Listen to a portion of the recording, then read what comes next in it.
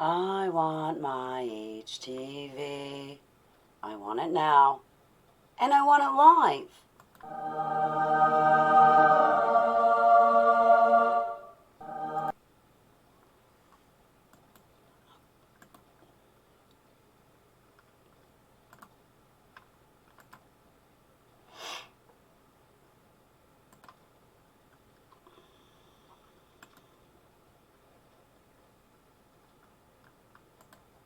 I wonder, I don't want to get any copyright strikes, but I might.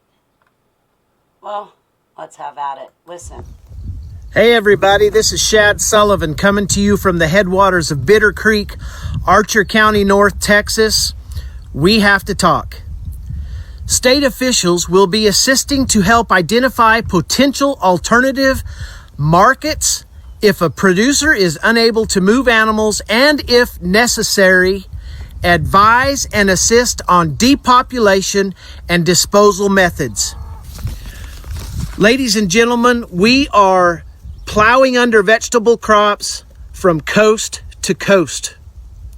We are euthanizing millions of chickens. We are aborting sows and burying feeder pigs. We are dumping milk by the hundreds of thousands of gallons, and now they are preparing us to depopulate the fat cattle ready to harvest because of a bottleneck created by the effects of COVID. This thing hasn't been created by COVID, but the effects of COVID and the logistics therein. We are in trouble. Our food supply is in trouble, and I am appealing to producers and consumers across the nation to start calling. Yesterday, the first shipment of imported beef from the country of Namibia hit the shores of the United States of America. And yet this morning, they are telling us to prepare to euthanize harvest-ready cattle. Am I the only one that sees a problem in this? It is time we get the American people back to work. It is time we get money flowing. It is time we get food on the shelves. Because if you're not concerned about this food supply problem, you better be. We have a huge supply and demand of food across this nation. We can feed the world ourselves, and yet we're destroying our harvests. At the same time, we are importing beef from other countries, beef that is less regulated than our beef, less safe, not as high quality of product, and yet it's happening. At the same time, they are preparing for us to euthanize our harvests. Does that make sense to America? For the last 10 years, we have been pressed to be sustainable. I've said all along, sustainability is a fraud. And right now, we're being forced to destroy our harvests. That doesn't sound like sustainability to me. But it is part of the overall goal to vertically integrate your food system. You see, they cannot have control of the people unless they have control of the food, the water, the land, production. It is time we get back to work. It is time the American people force the government to listen to us. Geez, sorry. Let me get that back. We're being forced to destroy our harvests. That doesn't sound like sustainability to me. But it is part of the overall goal to vertically integrate your food system. You see, they cannot have control of the people unless they have control of the food, the water, the land, production. It is time we get back to work. It is time the American people force the government to listen to us. We are of, by, and for the people. This is not Nancy Pelosi. Darn it, I did it again.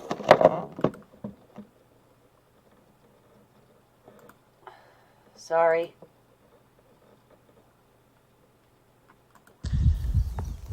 Hey everybody, this is Shad. The American people force the government to listen to us. We are of, by, and for the people. This is not Nancy Pelosi's country. This is not Donald Trump's country. This is your country, and you're going to go hungry. We must get regional and local packing houses up and going. Do we have to have those big packing plants? You bet we do, and they need to be running right now. We need help. You as a consumer are in trouble. My dad told me years ago the best thing that would happen to America is if everybody had to sit in the dark, cold, and hungry, and that would wake them up. Well, I think it's coming. We're in a dangerous position, ladies and gentlemen. We need to get inspectors into these small plants. We need to get better inspectors. We need to get going on this today, not tomorrow, today. You need to be calling your legislators. We need to be opening up the country. Your food supply is in danger. Ranchers are going broke every day. We're doing all we can to stay here. We are in crisis in America. This is a crisis. This is a national crisis. And everybody's just sitting back enjoying their time off, enjoying that $1,200, not knowing that overnight you're going to go hungry. It's coming. Ladies and gentlemen, we need your help. We need your help today. Everybody, all hands on deck. It's time. We need you to go to demandUSAbeef.com, sign the petition for country of origin labeling. People want to know where their food comes from. I don't want any beef out of Namibia. I don't want any beef out of Brazil. I want my own beef. I'm blessed to be able to eat my own beef, but a lot of you aren't, and you need the freedom to choose your product. Demand mandatory country of origin labeling. Demand that these people get back to work. Where have our patriots gone? Where are you? I ask you that today.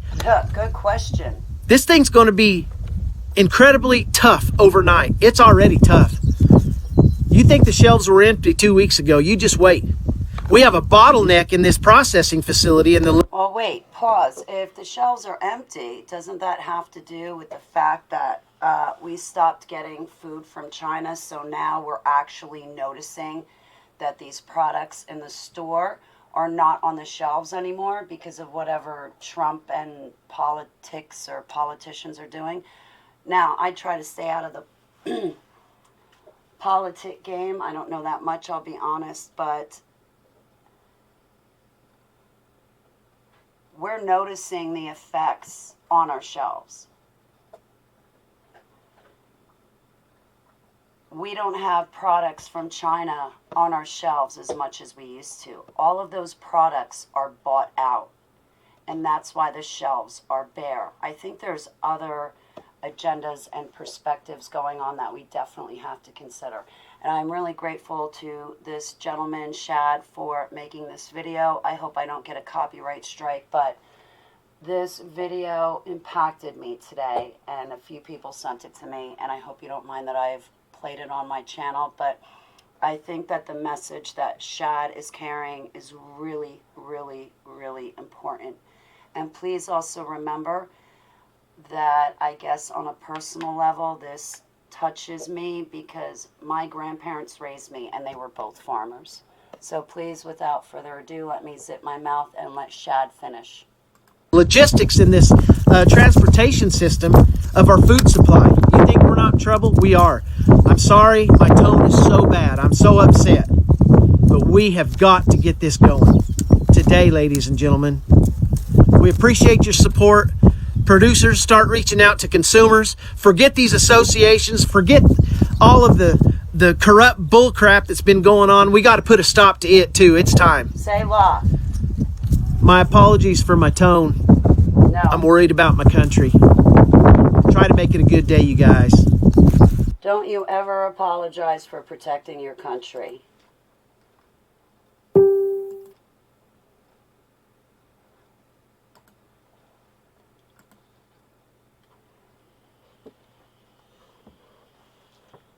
Do not ever apologize for protecting your country and your family.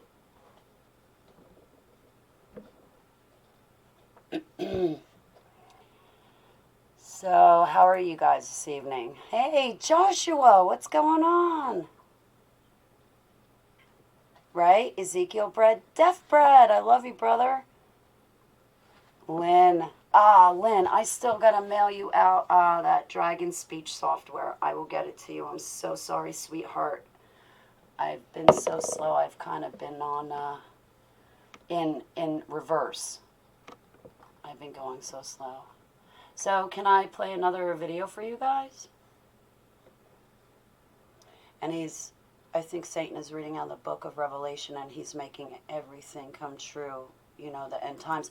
You know, William, you bring up a really good point.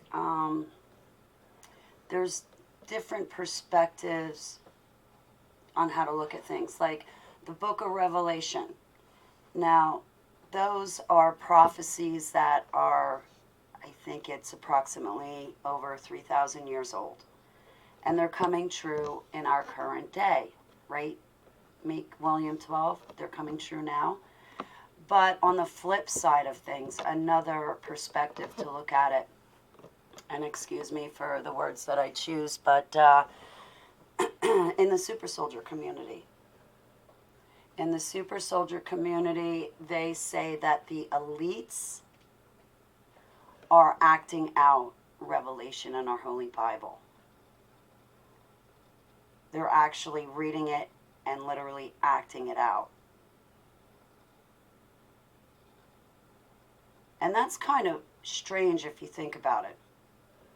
Because God told us that this was going to happen. And now here we are in the current day, and whether you say the Bilderberg Group or the 10, I know people say 13, but the 10 satanic bloodlines, they're acting out Revelation. They're reading it and literally acting it out. They were going to do it anyway. You know what? If they're just acting out Revelation, these elites, they were going to do it anyway. Even if God did not put Revelation in the Holy Bible for us to know what to expect in the future, right? Hey, keep it simple. How you doing?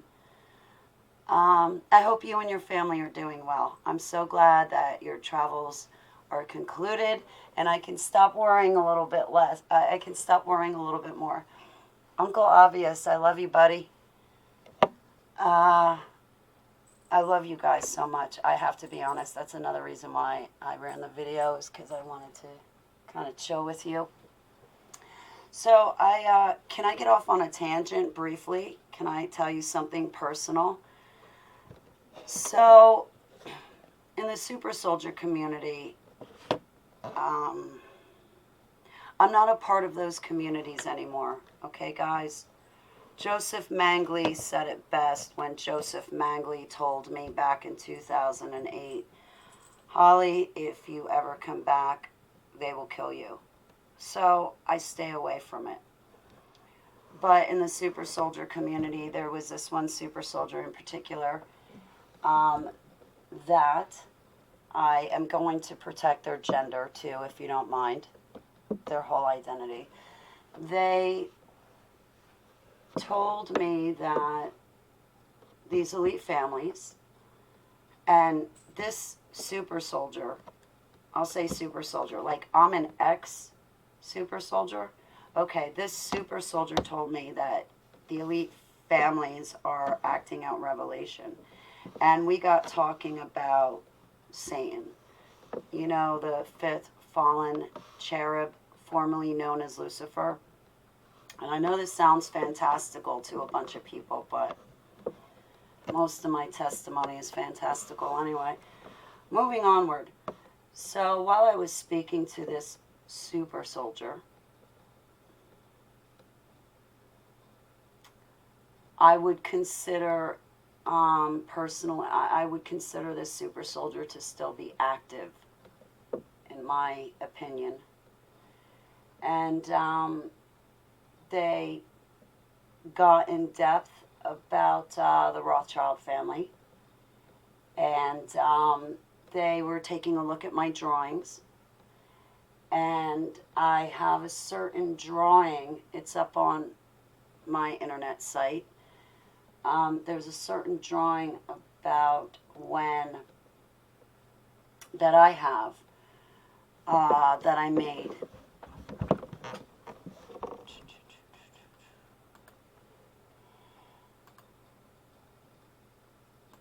So the super soldier took my drawing back to one of their friends, so to speak, and said, "This is the dream that Holly had about you." And this other person turned around and said, "No, that didn't happen. I don't know what Holly's talking about." And then a couple other people reached out to me afterwards and said, "Holly, no, you don't know what you're talking about. Blah, blah, blah, blah, blah. Lucifer does not remember anything about that." And my response was, "Well, I know Lucifer does not know anything about that because that is still to come." So the Antichrist is alive and well, guys. I've been telling you this for years, and y'all want to debate it and argue with me, but y'all can do what you do. So the Antichrist is alive and well current day, and he saw this drawing, and he said that he doesn't remember anything like that happening to him. But see, this has yet to come.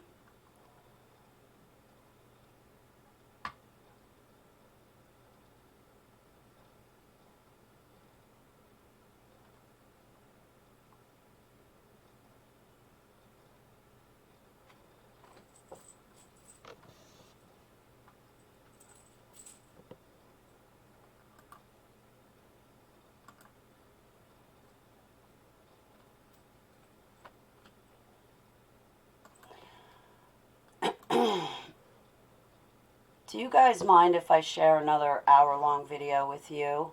My computer will be tied up, but I'll go get one of my other devices and hop on it and hang out with you guys in the chat room. I just want to talk to you guys if you don't mind. I saw that nobody else was running a video, so I figured now would be an opportune time to do so.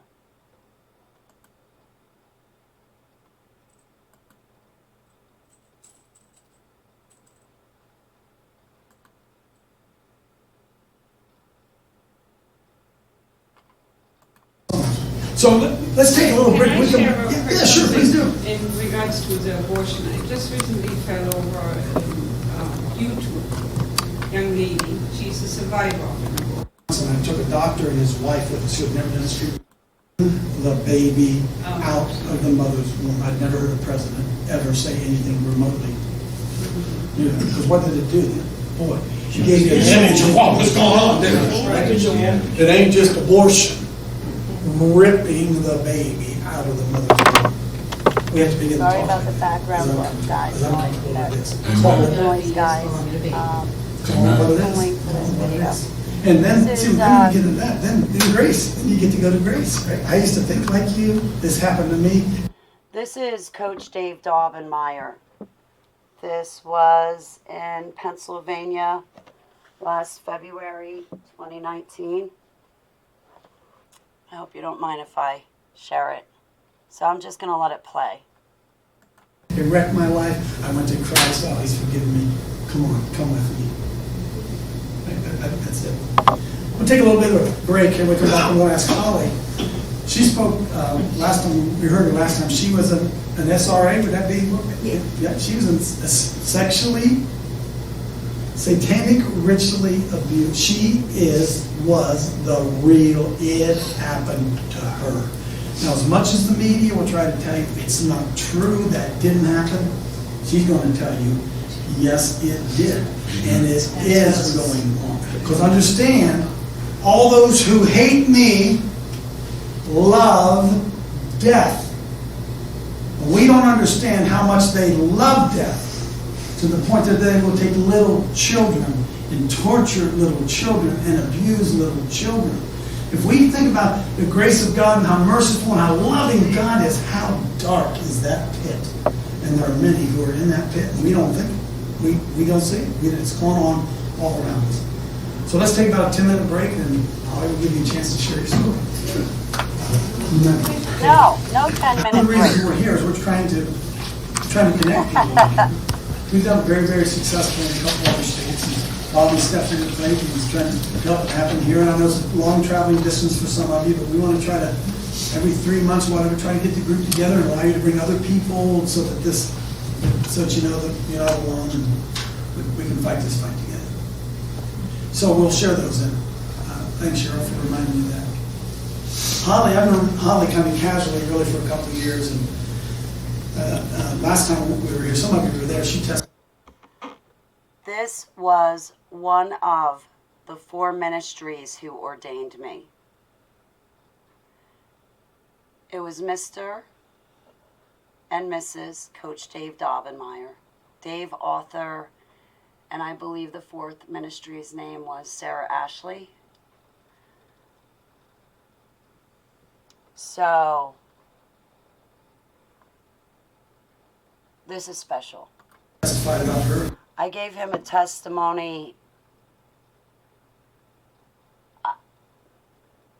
There's a lot of stuff I didn't put in my autobiography.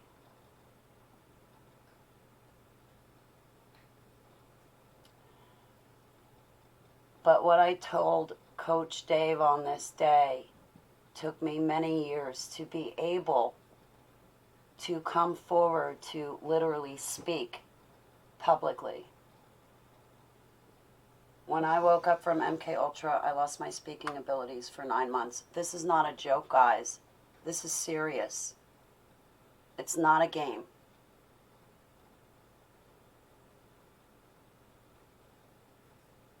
MK Ultra has torn my life apart.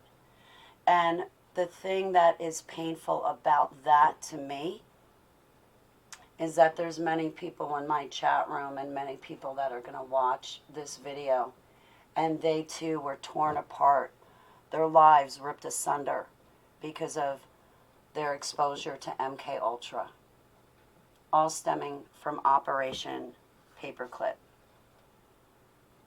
Your tax dollars went to this. You guys are so worried about your stimulus check and what it's going to do to the economy. Well, how about this? Why don't you taxpayers cut off paying the IRS your tax money? It will then stop going to Black-funded Black operation projects, so people like me and my friends won't have to suffer at the hands of monsters and pedophiles and Luciferians and Freemasons anymore.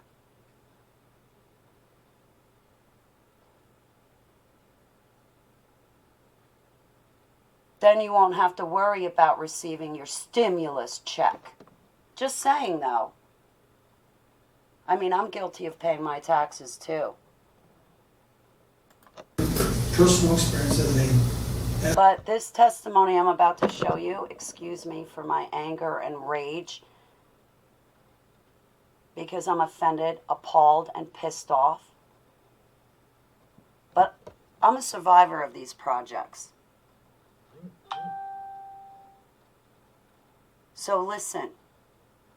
Listen to where your tax dollars go, guys. Mine included. SRA, which is a satanically ritually abused. Is that right on? Yes.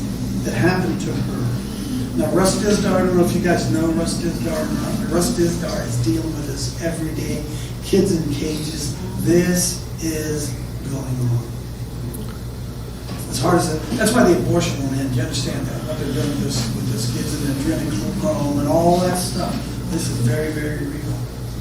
So when Holly came to our event last time, I gave her the chance. I'd never heard a testimony about it. And she did, and I thought it was very powerful. And somebody said, man, can Holly speak again? Or maybe we even ask questions again. So Holly's been through, I know this. I know Holly and I know a couple others. You won't mind me saying this. Those who have been through satanic ritual abuse are very fragile. Would you agree with that, Holly? Yes. Very, very fragile.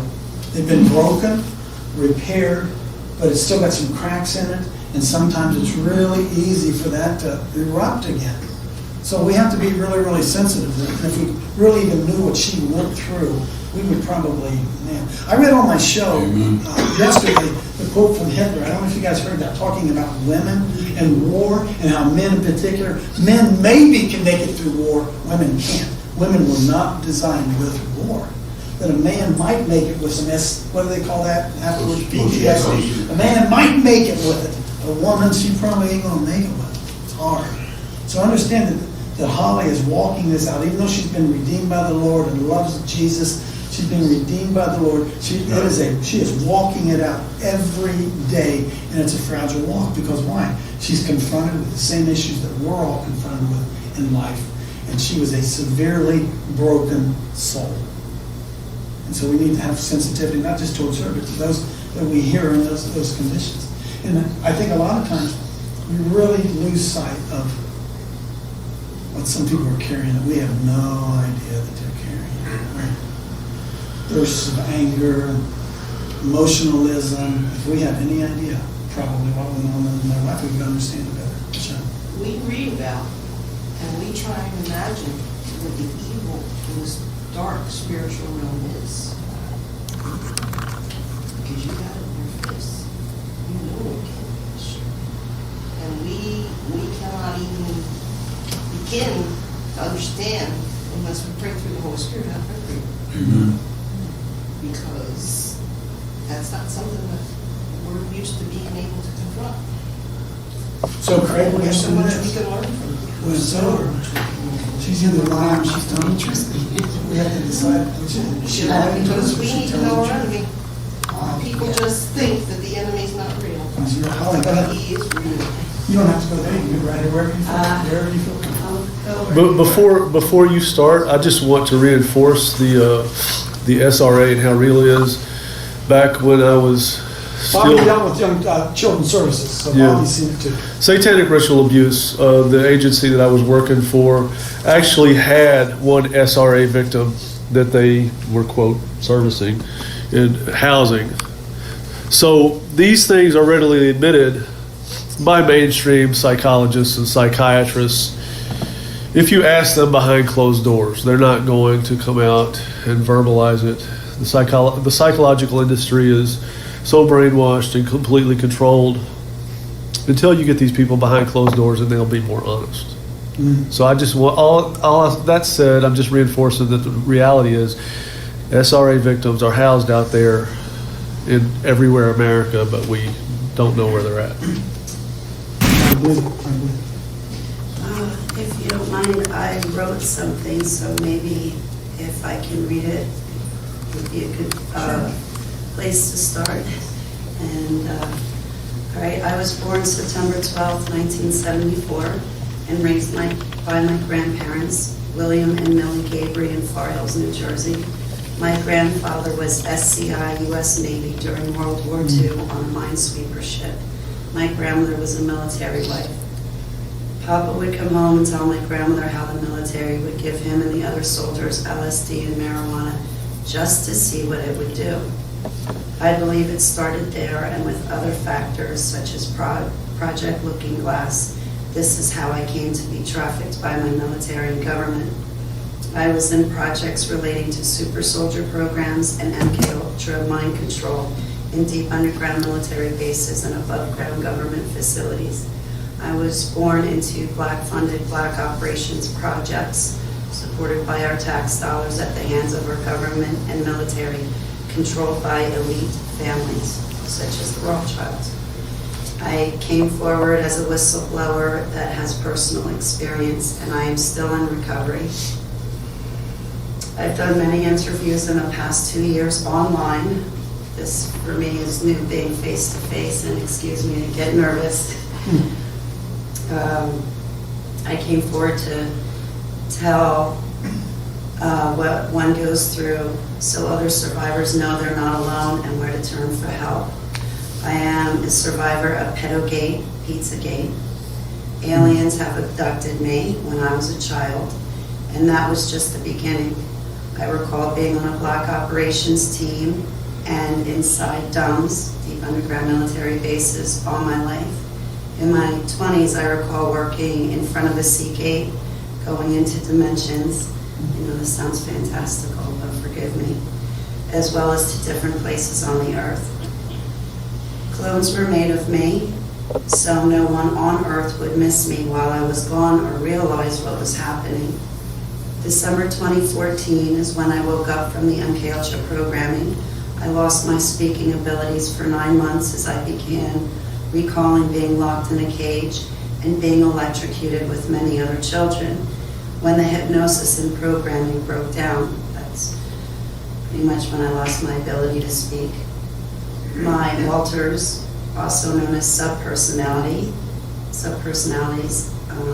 my broken pieces, began rejoining my core personality December 2014. I recall being on assignments and missions similar to being a Manchurian candidate. In my normal life, I went to college for accounting and I worked for AT&T and Pharmacia as an administrative assistant. I was a published and accomplished poet. I used to train in martial arts, and I still love martial arts to this day, but I don't train anymore.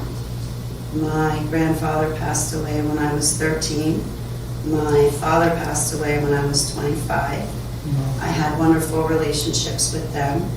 My father told me his side of the family had mafia connections. At 28 years old, my grandmother was ill with emphysema. I stayed home and gave her hospice care until her passing. In 2004, I became ill with Lyme's disease and it tore my body apart. Currently, I rent a place on a farm with my cat and dog. And I really came forward mainly because I don't want, I'm trying to skim through this, forgive me. I wish to expose these things and explain that they're still happening to our children. Kids are still suffering from these military and government programs executed in the privacy of these DUMBs, monasteries, homes, etc. By coming forward, I feel I get to go back for the kids who are still locked in a cage. I did not forget about them. Where should I go from here? I am SRA. I do remember being in the DUMBs and exposed to satanic rituals. They were performed by what I call lab coats and the adults there, and they forced us children to be a part of them. Let me ask, your parents permitted it, or did they profit from it? How would your parents allow this to happen in your home? Well, I believe that my grandfather was a part of these mind control projects when he was in the Navy and was unaware of it. As far as my biological mother, I don't know. I suspect she allowed it to happen or profited, but that's just speculation. When I woke up from this programming back December 2014, she disowned me. So I don't really have the opportunity to ask her, but she thinks I'm off my rocker. What does it mean that you woke up? How old were you? 2014. Okay, so I'm 44 now. I was 40 years old back then. Okay. What had happened was I came off, one day I decided I was on too many prescriptions for Lyme's disease, arthritis, fibromyalgia, and I always believed in Jesus, and I turned to him. And I made my covenant with him. I said, God, I know something's wrong, but I need to come off these pills. My life it's in the gutter, and I want better. So online, I feel that Heavenly Abba helped me find evangelists and other ministries, and I started listening to them and reading my Bible. I believe that by coming off the prescriptions, it helped my memory open up, because I wasn't so dumbed down by them. And I was fishing through the internet and I came across this thing called Super Soldiers. And I kept passing them off. I figured out some stupid fictitious thing. It's not like real Army, Navy stuff. But one day I decided to watch it, and there was someone giving their testimony about Project IBIS. And I've been in Nelson, Canada. I've been in the Dumbs in San Antonio, Texas, Montauk, New York, and a few other places I'm still recalling. But anyway, Domes, what is domes? Dumbs, deep underground military bases. They do exist. Yes, they do. I hated them. That's where they had me locked in a cage with other kids. But when I saw these videos on YouTube, I thought to myself, I thought that was all in my head. I'm recognizing these people, and they're talking about the same memories I have. When we were in Nelson, Canada, we were locked in cages and electrocuted. Most of the children died.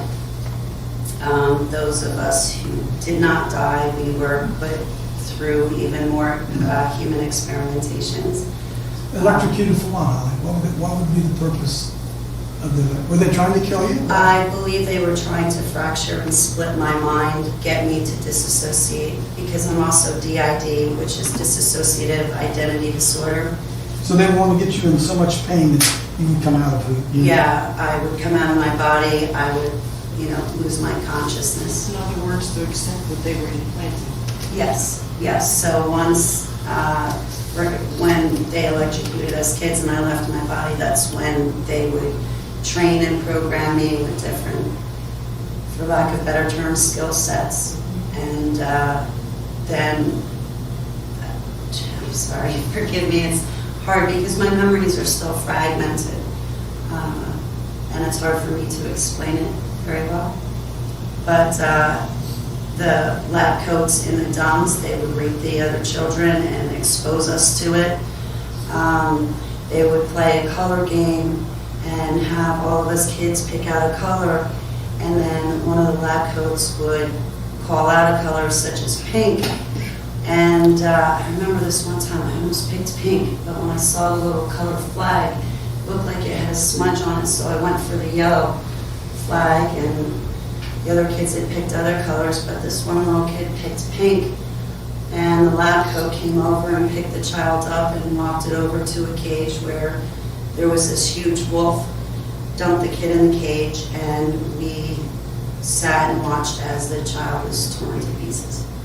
So I believe it was in Montauk, New York. They did a lot of corrupt things. They would dress the girls up like little boys and dress the boys up like little girls, and they'd have us role play, but they would also have us torture each other. And we were forced to, this is hard. I was involuntarily a part of these projects, but I was forced to hurt another little child and hit them. How old are you at this point? Under the age of 10. This started when I was 3 years old in San Antonio, Texas. That's the very first time I remember I was 3 years old. And all the other kids were very young. I don't think they were over the age of 10 years old. We were all tiny. So. You remember how many kids at times? A few, a dozen? Well, when you walk into Walmart, if you replace the aisles with cages and stacked on top of each other, and then you put probably 5 to 10 children in each cage, that's what it looked like. And I do believe I recall Joseph Magley. He was one of the programmers that I had, but he was always electrocuting us. So Holly, when they put that little boy in with that wolf, that situation, the purpose of that was to punish the little boy, or what was the message they were trying to send to the rest of it, you think? I think they were trying to scare us, but also get us used to watching death and people dying, and to also keep us in line. I remember I hope I answered that right. think it was also to dehumanize us. Did I say that right? Desensitized. Desensitize and dehumanize, and get used to seeing death. And I remember this one time there were a row of us kids, I'd say maybe about 15, and excuse me, I have a lot of guilt over this and still some pain, so forgive me. But this one time Joseph Mangley had us in a fenced-in area, and he was starving us. We were outside for a long time, and I remember him entering into the cage, and he looked at me, and I thought to myself, he looked at me, I'm dead, I'm gone. And he walked down there were like maybe 3 kids, you know, kind of lined up how you guys are. And I remember him looking at me, and just as he got here, he turned left and grabbed another little kid, took the kid out, and tortured the kid to death in front of all of us. And I felt really guilty because I was so glad he didn't pick me. Can I ask you, you're saying Joseph who? Mangley? Mengele? Mengele. I say it wrong. The Hitler's Nazi The Nazi scientist from scientist. Auschwitz. Yes, Joseph Mangley. I'm sorry if I say his name wrong. If I say it wrong too, it's kind of on purpose because I want to show the utmost disrespect to him. Wasn't it Uncle something, wasn't he had the kids call him? He'd have the girls, oh jeez. The girls would call terminology, they were turning us into super soldiers. So I remember getting an implant in the back of my head. Another little boy.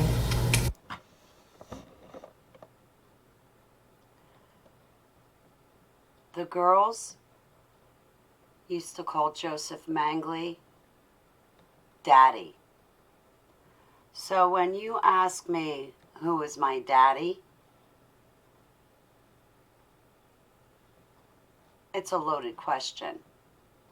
And when I saw commercials on TV asking, who's your daddy, with a sexy girl on the cover, wiggling her tuchus, I kind of vomited in my mouth.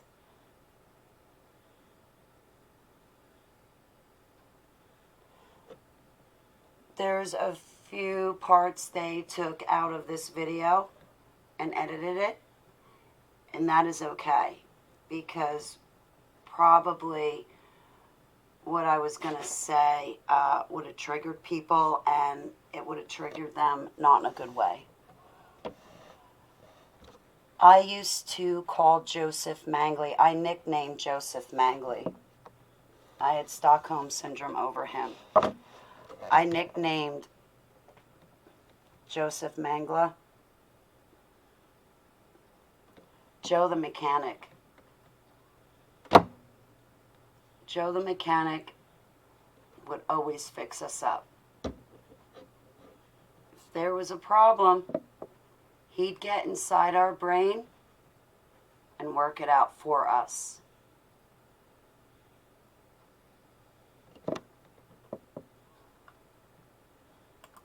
They did surgeries on him where they implanted things inside of his bones to make him strong. Wrong too, it's kind of on purpose because I want to show the utmost disrespect to him. Wasn't it Uncle something, wasn't he had the kids call him? He'd have the girls, oh jeez. The girls would call terminology, they were turning us into super soldiers. So I remember getting an implant in the back of my head. Another little boy, they did surgeries on him where they implanted things inside of his bones to make him stronger and then stitched him back up. Different wiring in him. So we were also implanted with technology to turn us into a super soldier. Were you able to get that out? I think I still have the implants. I was told that they were taken out, but I can't say for certain yes or no because sometimes I feel like something's triggered. I can feel something shift or something in my arm or in my chest. So I think I still have some of the technology left in me. The one little boy, he still has all the technology left in him, and he can prove it by his MRI scans. He's over in the UK, so I don't have that. Craig, did you have a question? He asked it. Holly, is, for the average person, you understand how tinfoil hat this is, right? The average person, Yes, this goes nuts. So you would say that your mother would disavow it out of this. She thinks you're crazy. Oh, absolutely.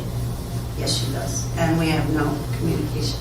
I was just gonna say, what they do in real life is mimicked by movies that they show on TV, because I don't feel- watch TV, yeah, but yeah, I when you just watch feel- those yeah. movies, that's Soft the disclosure. truth hidden in plain sight. yeah, that's what But I was gonna say, I was like, Predictive programming. they- yeah, it's they- probably already happening, like clones and stuff like that. It's already happening, they're just showing, desensitizing us, like, that's just far out there, it's just a show, it could never happen. Yes. Way in the future. Where are these deep underground military bases? I mean, not tell me the town, but basically where are they? Because we know something's going on down in Antarctica, right? Something crazy seems to be going on down there. I think they There have. are these series of bases Yes. around the continent, huh? Around Yes, the there world? are. I was in one in Bimini, that was kind of above, it was on the water, but it was kind of above the water, but also down below. San Antonio, Texas, Montauk, New York, Nelson, Canada. I've been over in a dome in the UK, but I don't remember the name of it. And I believe there was another deep underground military base over in Yemen that I was in. So they're all over the world, and a lot of them connect to each other. Where are they getting the children, Holly? They kidnap them. They take them. All those kids that are on milk the- jugs? I mean, Yeah, well, I think because my grandfather was an involuntary candidate, they tracked me through him, through my research and studies, and I'm still going through them. I was told that he was on a minesweeper ship, and that was a part of the Philadelphia experiment. So whatever they were doing to him, I think they just tracked me through. I know that wealthy families will voluntarily turn their children over to these projects. But for me, we were just taken, and I thought every child went through this. siblings? I have a half sister who is 31, I believe, or 32, but she wasn't a part of these projects. So, but yeah, they'll go and kidnap a child. So you have a network of people who came out. You keep in contact with each other? Yes, the reassuring thing was I was able to, reunite with some of these children from the cages. So I consider myself really fortunate because I turned myself over and surrendered to Yeshua HaMashiach, Jesus Christ, and some of the others have not. I only know a couple that they're kind of new agey, but I'm trying to get them to come out of that. But yes, there's a few people that I keep in contact with or that I write and So on how- the internet. We know that all things become new, right? Yes. Yet at the same time, the reality of it is, what are particular areas that you struggle with? Is it in relationships? Is it in addictions? What are certain? Yes, I have addiction issues. I was fortunate 4 years ago to come off. Originally, I was prescribed 33 prescriptions for all my different disabilities, and I'm on full disability, but I was fortunate to come off of them, and I was doing great for a couple of years, and then I made a mistake, and I fell back into addiction, and I always hated alcohol, but I fell into that and nicotine. Relationships are a hard struggle. I think my husband wants to divorce me because I get withdrawn and depressed, and sometimes I get so angry, and he can't really understand this stuff. I was hoping he'd be able to come here today, but he was unavailable. I Are there struggle with everything. certain things that set you off? Do you have flashbacks? Flashbacks, yes. Especially when I go to sleep, I'll have flashbacks. That's when I feel some of my alters or subpersonalities, they'll pop up and they'll show me a new memory, and then I need to spend time to reintegrate and come to terms with what I'm being shown. And that's very difficult. So I stay tight-knit with my online ministries. I don't go a day without them. If I can spend 8 hours a day, I will. I try to limit my computer use to 4 hours a day, but I just get stuck on watching, people talk about the Bible, read it, and discuss issues. So. How did you get out of this? I mean, did they just one day open the door and let you go, or did Yes. did they allow you to live? I mean, Joseph Mangley, I believe it was in the year 2008, he told me that I have to go and I can't come back or they'll kill me.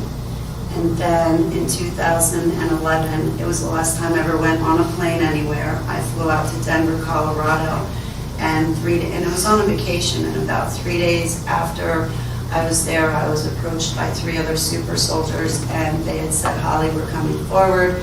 We're going to go on TV, tell our story. I'm like, you're not going to get me to do that. Forget it. I'm a nervous wreck. But lo and behold, here I am. But yes, Joseph Mangley let me go. so those 3 people, they're still alive? Yes, they are. So the government allows them to say whatever they want because people most likely aren't going to believe them? Yes. One is out of the country. Well, actually, 2 of them are out of the country. One is locked up in prison right now, and the other one lives underground, and the third one, nobody really believes him. He's got a fight ahead of him for for even doctors to say, yes, this really happened to you. Yes, these are implants. Yes, this is unjust, and our government and military have to pay for what they've done to you. So did they end up making soldiers? Do they have like hundreds or thousands of Yes. people that? There's probably millions of people like me out there, but the problem is they're not awake yet. They're still under that mind control and hypnosis. So But they can don't be- even know. The government can call them and have them do whatever they want? Yes, they can trigger your implants or remote access you. You could be walking in a store and a programmer could come up to, say, someone like me. I'm covered in the blood of the Lamb, so that's my security blanket.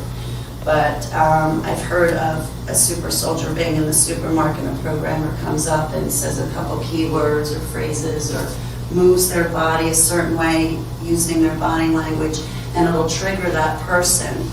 And they go into an altar, they go into a different spot in their mind, and they have orders and they go off and do it. Would you believe that's what some of these program shooters are, Holly? Do you think that's real? Yeah, that Yes. was my next question. Manchurian Candidate? Yes, absolutely true. So when you see them afterwards and they're sitting there like a zombie, it's because they are Yes. zombified, really, aren't they? They are. That main part of you isn't there. They have no recollection of what they did. Yeah, I'm sorry. You answered the question, it was, how did you get out? Yeah, Yeah. they let me go. Yes.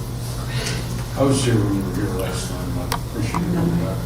Well, thank you for having me back. It's an I thought I honor. heard you mention that you have a lot of altar. Yes, Before you answer that, same question, what's the difference between that and schizophrenia?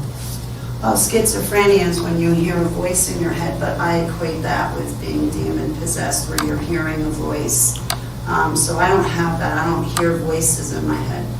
But I have 169 altars. I had to do a lot of research and studies, and Fitz Springmeyer and Cisco Wheeler have 2 books up online for free. I think one is called something to the effect of the Illuminati's Hand Guide to Creating the Ultimate Mind Control Victim.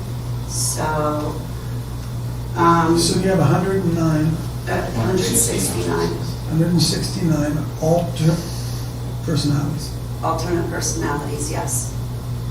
That they can call up anytime, any one of them, by certain word or body movement or?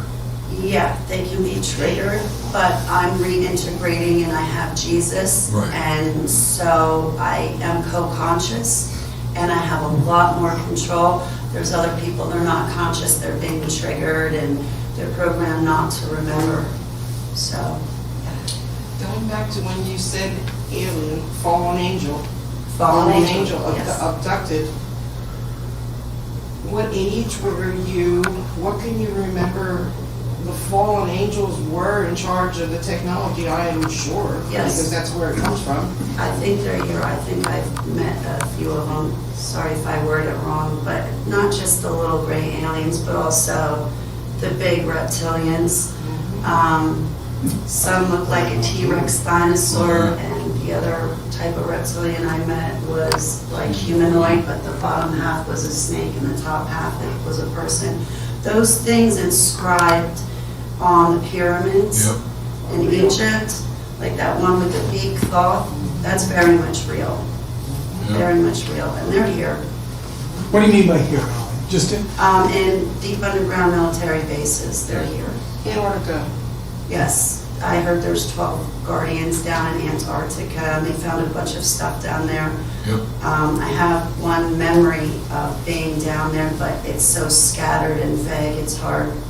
But How old were you, or was that more than once that you were in the presence of a fallen angel? more than once. I think the very first time I was 3 years old, that thing looked like a T-Rex dinosaur almost, with the big face and the long tail. I think I was approximately 6 years old when I was subjected to the reptilian, the half person, half snake thing. Were they able to communicate with you by Yes. mind? Yes, well, the T-Rex looking things, I don't know what you call it, just spoke to Monster. me. Oh, Monster. it was able to speak. Yes. I could understand him. Well, so Holly, where do you go for help? Who do you go tell this to and they don't laugh at you? Well, I've been fortunate enough to meet Russ Dizdar. Back at the beginning of April 2015, he was doing a conference, and I bumped into him, praise be to Abba. I bumped into Russ Dizdar online, and I heard that him and Ellie Marzulli and Doug Kemp were doing a conference. So I hightailed it to the conference, and I said, Russ, I could barely even talk. My attorney brought me. Thank heavens for my attorney. Sadly, he passed away back this past November, but my attorney, who was also my father figure, brought me.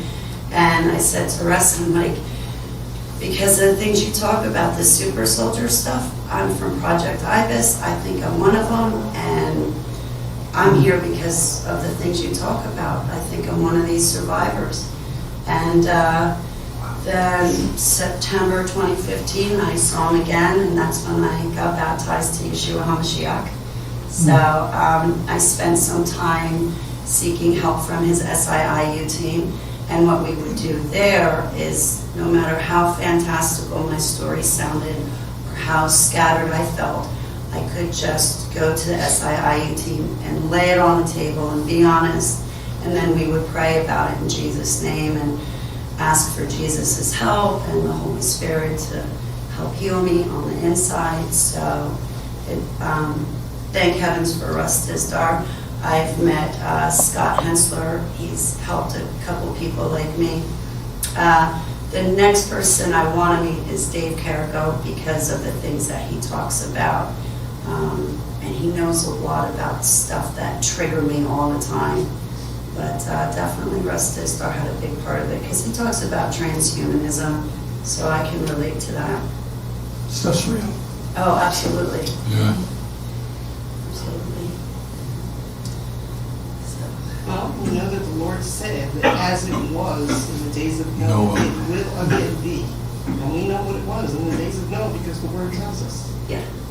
Folks, I think that's a really important point. That's one of the things that I was awakened to back in 2013, I think it was. I was doing an interview with Doug Hamp. I don't even mention him. I didn't have any idea who he was, didn't have any idea what I was even there, but I was doing an interview with Doug Hamp. And he brought that scripture out. As it was in the days of Noah, so shall it be at the coming of the Son of Man. And he asked me one very simple question. What was going on in the days of Noah? DNA perversion. The mixing of the seed. And all of a sudden, I thought, are you kidding me? Right? And so at that point, that was a jumping off point for me. I began to do a little bit of research, right? As it was in then, are they messing with the DNA again or not? Oh, yeah. Is that not They're messing with the giving the seed? technology, and the foolish The seed- people are doing it their own self. They So like the technology is Christians. greater than what it was even in the beginning, right? Now, my encouragement is this: the Lord said we would do greater things than He did. So as the darkness is getting darker, the light ought to be getting lighter because we have the ability to overcome all this stuff, but we can't if we don't even know it's there. See? Hey, come on! It's hard to believe this, isn't it? Huh? Oh, yeah. A lot of times she walks away. It all comes back to the fear of man. People are afraid what other people will think of them if they start to talk about this. But Heavenly Abba prompted me to not pay attention about that. How about the He said, if you address? deny me, then I'll deny you. And you're sure not denying him because Oh he's there no, for He you. called me to give my testimony and I'm screaming That's at the very right. top of my lungs That's as best right. I can. I was blessed by it. I had a hard time accepting all this last year, but by the grace of God, when we had Occupy last year, we were blessed to go to Russ's house, and it was an amazing time for me to see his library and all the boxes. And I mean, this room couldn't fill everything he's got in his basement, and FBI folders and boxes and different state trooper groups, and it was amazing the information he has and what they allow him to have. And right there alone told me this is real. This is real. If they're giving him all this information because they don't have anybody else to give it to, Right. It's- There's no one out there like Russ Tisdale. No. They're not anywhere to be found. If you tried, certainly you have, to go to a local church, how do they deal with it? How would the average pastor deal with it? until you go Your expression just goes said it all. Now that's funny. How would a local pastor deal with someone like me? That's funny. That's funny. They all know what they're going to do during a lockdown, but none of them know what to do when someone like me shows up on their front doorstep. Well, I have experience with that recently. I feel, and I love my physical church and everyone in it, and they're the bee's knees to me, but I feel That's subjective. that they look at me like I'm fantastical and out there, so I just don't talk about it. But when I have brought it up, it kind of just pushed to the side. I feel patronized. I feel pushed to the side. I feel that when I go to talk to a pastor, I have to say depression and withdrawn instead of SRA, DID. Words. And there's a big difference. What's DID? Dissociative identity disorder, and SRA is satanically ritualized and abused. Forgive me. And then you have MPD, which is multiple personality disorder. So it's tough. Let me share this story. When I went to, Steve Quayle put on a conference called Whitestone, Yep. whatever. And I was out. How I ended up there, it's the Lord's amazing. The places He puts me in. And so, Dizdar's there, and John Kyle's there, and they're all dealing with all this kind. I mean, I'd never been in anything like it, right? But I ended up getting to speak a little bit. So I spoke about 30 minutes, so all of a sudden I'm an expert, right? So right after lunch, somebody comes to me and says, "Hey, come here. There's some woman's having a demon in the bathroom. Come on." I'm thinking, "Me? What? Me?" I just wear a hat and talk. What are you talking about here? So I went into the bathroom, and it was full of people watching this thing going on, and I'm smart enough to know this. I ain't going in there. I went and got Russ. I said, "Come here, Russ, come on." So he came in, and he walked in, and I followed behind him, and the lady's in on the stall, and I jumped in the stall beside it and got up on the commode so I could look over the stall. She was fully clothed. I could look over the stall, and Russ went in the door and got down in front of her and started to talk to her and identify yourself in the name of Jesus, identify who you are, yeah. And this went on for about a minute, and Russ stood up and said, "This is not a multiple personality. She'll be okay." And he walked out. And I'm thinking, what? Are you, what? And so I followed him out and get out in the hallway. I said, what the heck was all about? He said, "Oh, Coach, if it's a demon at the name of Jesus, it has to obey." And I used to take his spiritual warfare. He said, as soon as I said, in the name of Jesus, identify yourself, and it didn't, it's not a demon.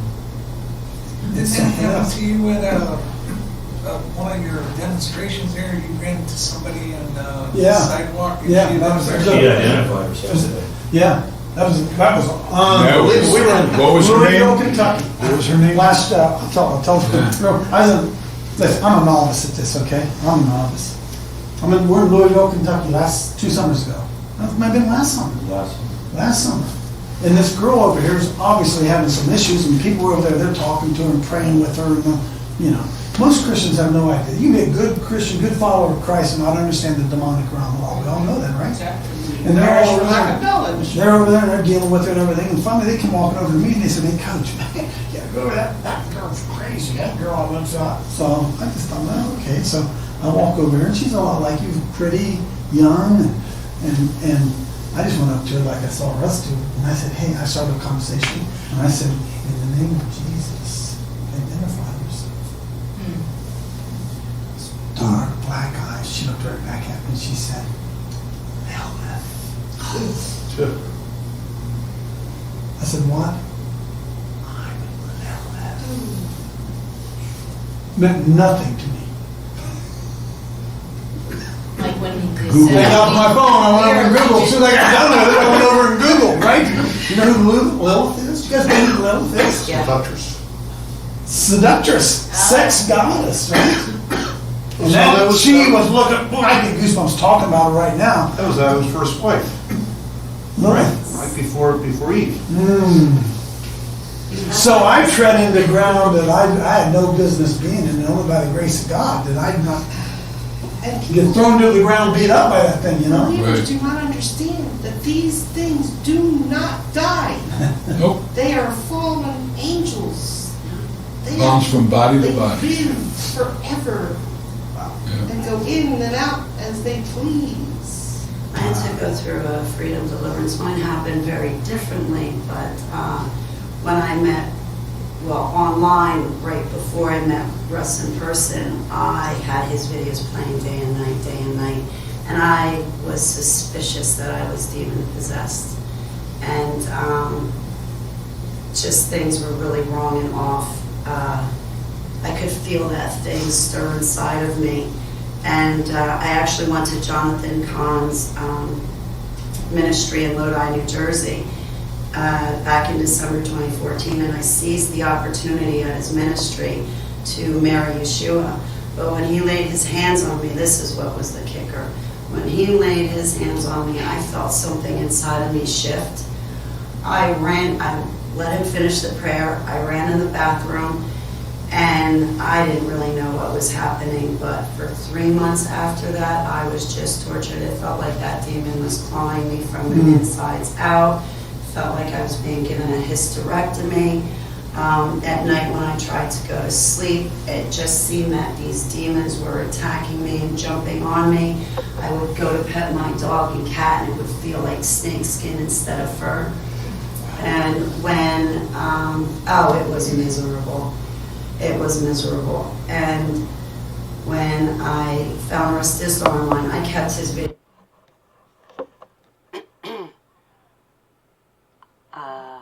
I also had zits on my face, and the zits smelled like sulfur. What I had to learn from Russ Dizdar was that you cast out the dark power and or principality first. If you don't do that, what will happen is that you're going to be fighting these little demons. And these dark powers and principalities come at you with legions of demons. They are going to keep you tied up all day, all night, and all season long. So this was a really huge thing. I believe that Anna, my editor and prayer warrior, dear friend, sister, and all the rest, she was trying to pull this out of my testimony on our interview last week.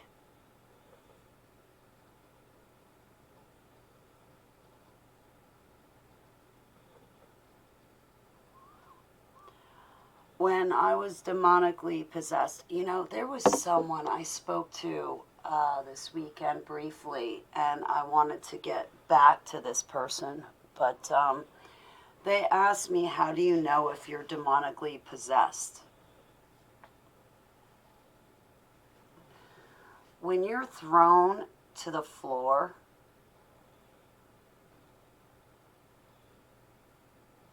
when every night the demons come and slit your neck or rip your body to shreds, and you feel it on the inside instead of the outside,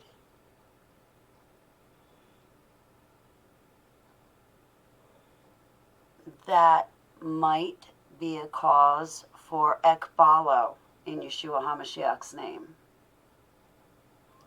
Ekbalo is Greek for come out of that person without hurting that person. I'm going to shut up and play the video for you. I hope that maybe I can find another video to play after this. If not, I'll probably shut down a midnight stream. Videos playing day and night, and I just lost my home. My mother just disowned me. I didn't know what was going on for the life of me, and so I felt like I was being given a hysterectomy. At night, things were really wrong and off. I could feel that thing stir inside of me, and I actually went to Jonathan Kahn's ministry in Lodi, New Jersey. Back in December 2014, and I seized the opportunity at his ministry to marry Yeshua. But when he laid his hands on me, this is what was the kicker. When he laid his hands on me, I felt something inside of me shift. I let him finish the prayer. I ran in the bathroom, and I didn't really know what was happening. But for 3 months after that, I was just tortured. It felt like that demon was clawing me from the insides out. Felt like I was being given a hysterectomy. At night when I tried to go to sleep, it just seemed that these demons were attacking me and jumping on me. I would go to pet my dog and cat, and it would feel like snake skin instead of fur. And when, it was miserable. It was miserable. And when I found Rustis online, I kept his videos playing day and night, and I just lost my home. My mother just disowned me. I didn't know what was going on for the life of me. And so I kept praying to God, and I thought, okay, Russ Dizdar is always praying in his videos and praying over his videos. I'm pretty certain about that. So I'll just play his videos day and night, and with me praying, that makes two people. My cat and dog are here. I have my Bible open. And through watching his videos, I realized I was fighting these littler demons instead of the main head honcho. So after about 3 months, I was thinking to myself, this has got to be either Beelzebub or Osiris or both of them. There's something inside of me. And one morning I woke up, it was March 2015, and I walked over to do the dishes, and all of a sudden, Heavenly Abba showed up in my kitchen. He took his arm, pushed me behind him, and said, "She's mine. She's always going to be mine." And that thing came out of my chest, stretched, shrieked, and flew out the roof. I have never felt so much relief in my life as I did that night. Amen. Praise be to Yahweh. Yeshua's name. Yes. That Jonathan Kahn of Deliverance Ministry? No, Rabbi. but John, he's great. But he said a prayer and he laid hands on me. And there was another lady too who laid hands on me. And I didn't know what was happening at the time. But through Russ's videos, I educated myself, and it took a few months, but I stuck with it. And Do you think, Jonathan Kahn wrote books like The Harbinger. I've heard the name, I'm just. Yeah. do you think he, Jersey.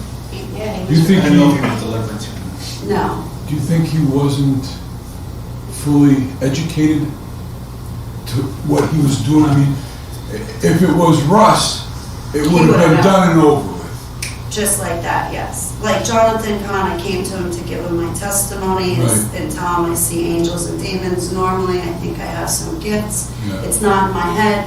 So I didn't approach him saying, okay, well, I think I'm demon possessed. I'm sure at that point he would have known where to send me and what to do. But I didn't know what was happening to me. I was waking up, realizing the world around me, and the memories were just Well, I flowing hope back. he realizes he was blessed, because he could have been attacked big time for what he did, because he didn't know what he was doing. I didn't He know. started something with you. His Yeah. testimonies his testimony was that he was an atheist Jew, and he felt the calling, and he wasn't sure if he should obey God or not, and God was knocking at him, got him into 3 major accidents or whatever, were near death. I think he got hit by a train. Yep. Right. I heard about that. Yeah, and so finally he says, so he figured I'll go to the mountain in Patterson and pray, and then, pray to God and give his life, and he blew the shofar, and then after his 1-year anniversary, he returned back to that mountain again to blow the shofar, and someone in the church had a picture of someone blowing a shofar on a mountain. He goes, well, I know that mountain. He goes, well, where'd you go? He said, somewhere in Patterson. He goes, when he found out afterwards in the daytime, it was a Satan altar. They were doing blood sacrifices on there, and it said, no Jews, on the rocks was painted, no Jews shall be upon this mountain. And he said, God's got a sixth sense of humor. Sends him up there, and he's the first Jew up there and the rest is history. Holly, So let me tell you, when I met Russ, the first thing I said to him was, I think I went through a freedom deliverance. I'm not sure I was by myself, but did it take? Am I okay? Look at me. so as the pizza rolls in back here, Holly, I don't know if there's an answer to this. How do we recognize it amongst us? How do you recognize? These SRAs amongst us? They're everywhere. I don't know how to tell you. Because Most of I them don't how know to they are. recognize. Most of them do not know they are. They're still under my control. Yeah, they're still sleeping. They don't even know that they're what they are. For you to say that, it looked like a Walmart with all those cages, and that was just one area. Right. I can't imagine how many years since World War II they've been doing this. It just blows my mind. Thank you all for the opportunity. Thank you. Holly, sit down. Have specific prayer. Yes. Yes. Yes. Yes, In fact, please. go ahead and sit down. Anybody? She confessed to me before she came out. She came out before she spoke. She wanted to confess to all of us that she's fallen back into smoking cigarettes and drinking alcohol. She wants to be delivered. That she has been delivered. Amen. And she's under great conviction because she has been delivered of it. She's fallen back, and Holly's she doesn't want to let down the Lord. She beats herself up. I'm so let you down, Lord. I went back to those smokes. I went back to that alcohol. I am worthless. That's what, right? Yeah.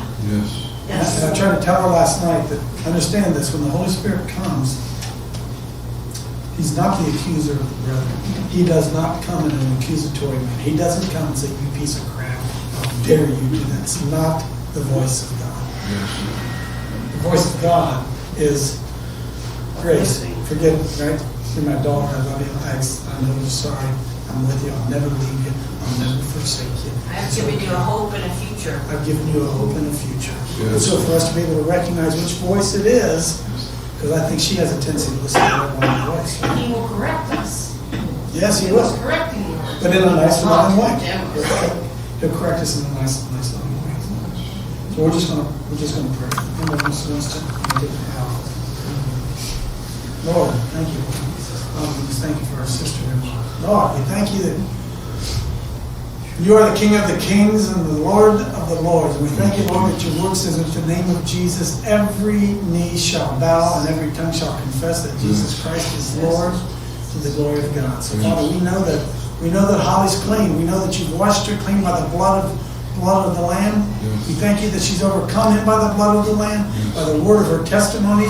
Lord, she loved not her own life even unto the death. Lord, we just pray that through the power of your Holy Spirit, Lord, that you would come upon her now, and that addiction, that beast, that vile beast of addiction, of nicotine and alcohol would be broken in Jesus' name. Broken now, set her free in Jesus' name. Lord, we come against that spirit of condemnation, that demonic spirit that wants to condemn her, Lord. We break its power. We pray, Lord, that you said that beseech you, brethren, by the mercy of God, that you present your body a living sacrifice, holy and acceptable unto the Lord, which is your reasonable service. That Holly would not be conformed to the world, but should be transformed by the renewing of her mind. Yes. Washing of the water of the word. We trust in you, I believe you will. In Jesus' name. Thank you so Amen. much. Amen. Thank you so much. All right. Thanks, Holly. That's good one, huh? Now, all the way home, you're going to be saying, she's lying. That didn't happen. In no way that happened to her. That's all put on. So Mike's got some, we got some pizza back here.